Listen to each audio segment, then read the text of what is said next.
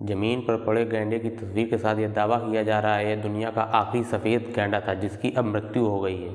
इस तस्वीर को शेयर करते हुए लोग दुख जता रहे हैं कि सफ़ेद गैंडा अब धरती से विलुप्त हो गया है। एक यूजर ने लिखा कि इसने तमाम दिक्कतें झेली लेकिन ये आखिर में इंसानी लालच के भेंट चढ़ गया। बाद में इस पोस्ट की जानकारी से पता चला कि यह दुनिया का आखिरी सफ़ेद गैंडा नहीं था, परंतु यह दुनिया का आखिरी नर उत्तरी गैंडा था जिसका नाम सूडान था। इस प्रजाति की 2 सफ़ेद मादा गैंडा अभी भी जिंदा हैं। सूडान की मृत्यु 2018 में हुई थी। सूडान दुनिया का आखिरी सफ़ेद गैंडा भले ही न हो, लेकिन जिस प्रकार से गैंडों की कमी लगातार हो रही है वह चिंता का विषय है। इनकी आबादी में कमी आने के क्या कारण हैं, इस वीडियो के माध्यम से जानेंगे। नमस्ते, मेरा नाम है प्रांजल शुक्ला और आप देखना शुरू कर चुके हैं बड़ी बात की स्पेशल सीरीज जीव जंतु। WFF यानी वर्ल्ड वाइल्ड लाइफ फंड के मुताबिक गैंडा ज़मीन पर पाया जाने वाला दुनिया का दूसरा सबसे बड़ा स्तनधारी जानवर है।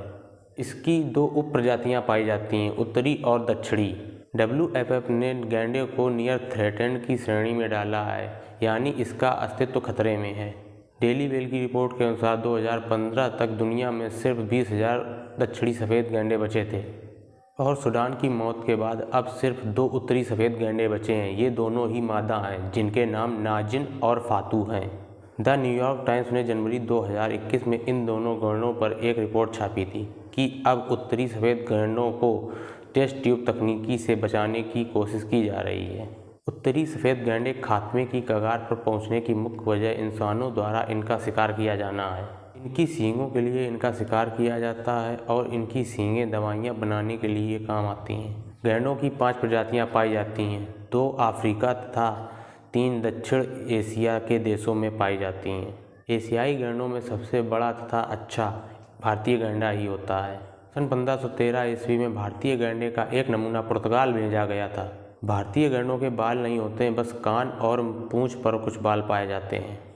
नाखून हाथी जैसे रंग स्लेटी होता है और शरीर पर खाल ढाल की तरह मड़ी होती है। सबसे विचित्र बात यह है कि गैंडे के थूथन के ऊपर 1 या 1.5 फुट का सींग ऊपर की ओर उठा रहता है। असल में यह सींग नहीं, मोटे तथा मजबूत बालों का गुच्छा होता है। यह अगर एक बार टूट भी जाए तो दोबारा से फिर बढ़ जाता है। यह नर तथा मादा दोनों में ही पाया जाता है। मादा एक बार में एक ही बच्चे को जन्म देती है। जन्म के समय बच्चे के थूथन पर सींग नहीं होता है, यह समय के साथ साथ धीरे धीरे बढ़ता है। भारतीय गैंडे की औसत आयु 100 वर्ष तक होती है। गैंडों की खास बात यह है कि अगर कोई शिकारी इन्हें गोली मार देता है तो यह अन्य जानवरों की तरह नहीं मरते हैं, यह सीधे बैठे बैठे ही मर जाते हैं, मानो कि सो रहे हों। गैंडे की खाल बहुत कोमल होती है और गैंडे की देखने की क्षमता अपेक्षाकृत कम होती है, परंतु इनकी शक्ति सूंघने में बहुत अधिक होती है। मनुष्य की गंध इनको बिल्कुल भी पसंद नहीं आती। चीन और वियतनाम देशों में यह मान्यता है कि इनके सींगों से बने पाउडर में इलाज करने वाले गुण होते हैं और यह कैंसर जैसी भयानक बीमारी का इलाज कर सकते हैं। गैंडे की सींग की कीमत $60,000 यानी 40 लाख रुपए तक हो सकती है। विशेषज्ञों का मानना है कि एशिया में गैंडे की सींग की बढ़ती मांगों से इनके शिकार में बढ़ोतरी हो रही है। कुछ खरीदार सींग रखना अमीरी और रुतबे का प्रतीक मानते हैं, जिस कारण इनके शिकार तेजी से किए जा रहे हैं और इनकी संख्या तेजी से घट रही है। यमन में राइनो डैगर हैडल के लिए एक बाजार भी मौजूद है, जो 1970 और 1980 के दशक में राइनो हॉर्न की मांग का प्रमुख स्रोत था। दिसंबर 2009 तक वैश्विक स्तर पर अवैध शिकार में वृद्धि हुई है, जबकि गैंडों की रक्षा के प्रयासों को तेजी से अप्रभावी माना जाता है। जिम्बाब्वे का गंभीर अनुमान है कि केवल 3% शिकारियों का सफलतापूर्वक मुकाबला किया जाता है। दक्षिण अफ्रीका के अधिकारियों ने जोहान्सबर्ग के क्रूगेर्स डार्क गेम रिजर्व पार्क में शिकारियों द्वारा एक मादा गैंडा को मार देने के बाद अवैध शिकार के खिलाफ तत्काल कार्रवाई की मांग की है। दक्षिणी अफ्रीकी उद्यान बताते हैं कि 2010 में दक्षिण अफ्रीका में 333 गैंडे मारे गए। 2012 तक बढ़कर 668 गैंडे, 2013 तक 1004 और 2015 तक 1300 से अधिक गैंडे मारे गए। भारत में सफ़ेद गैंडे नहीं होते हैं। भारत में काजीरंगा पार्क में एक सींग वाले गैंडे पाए जाते हैं, जो शिकारियों के निशाने पर हमेशा रहते हैं। पिछले दिनों में उन्हें बचाने की कोशिश हो रही है, जिसमें कामयाबी भी मिली है। हाल ही में गैंडों के जब्त किए गए सींगों को जलाकर विश्व गैंडा दिवस मनाया गया। असम में एक शताब्दी पहले जब इस पार्क की स्थापना की गई थी तो यहाँ पर गिने चुने एक सींग वाले गैंडे ही थे, परंतु अब यहाँ 2400 गैंडे पाए जाते हैं, जो कि पूरी दुनिया में इस तरह की गैंडों की 2/3 आबादी है। लेकिन इस पार्क में वन्य जीवों की सुरक्षा जिस प्रकार से की जाती है वह काफ़ी विवादित है। यहाँ के रेंजर्स को लोगों को मारने तक का अधिकार दिया गया है। गैंडों को अवैध शिकार से बचाने के क्रम में एक साल में 20 से ज़्यादा लोग मारे जाते हैं। 2015 में शिकारियों ने जितने गैंडों को मारा उससे ज़्यादा लोग सुरक्षाकर्मियों की गोली से मारे गए। ये ज़्यादातर बेगुनाह ग्रामीण आदिवासी लोग हैं जो इस संघर्ष की चपेट में आ जाते हैं। गैंडों को सुरक्षा की ज़रूरत है, पर सरकार द्वारा रेंजर्स को इस प्रकार का अधिकार देना भी गलत है, जो आगे चलकर बड़ी समस्या का रूप ले सकता है। भारतीय गैंडों के सींग अफ्रीकी गैंडों से छोटे होते हैं, परंतु भारतीय गैंडों की सींगों की मांग बाजार में अफ्रीकी गैंडों की सींगों की मांग से ज़्यादा होती है। अब सवाल यह है कि हमें लुप्तप्राय जानवरों की सुरक्षा में कहां तक जाना चाहिए।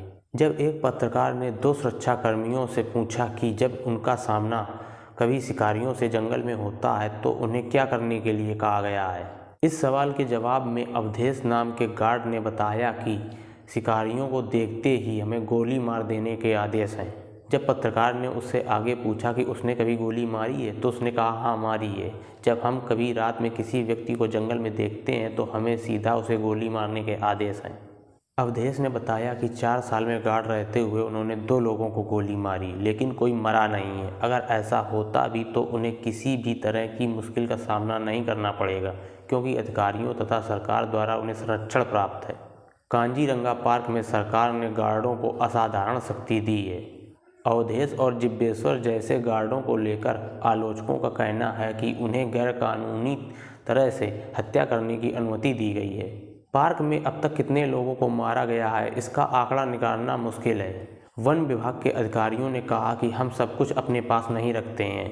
इस पार्क के निदेशक डॉक्टर सत्येंद्र सिंह का कहना है कि पार्क में शिकारियों को पकड़ना काफ़ी मुश्किल है। उन्होंने कहा कि शिकारियों का गैंग पार्क में जाने के लिए ग्रामीणों की मदद लेता है। डॉक्टर सिंह ने कहा कि पिछले 3 सालों में 50 शिकारी मारे जा चुके हैं। गैंडों के शिकार में 300 स्थानीय लोग भी शामिल थे।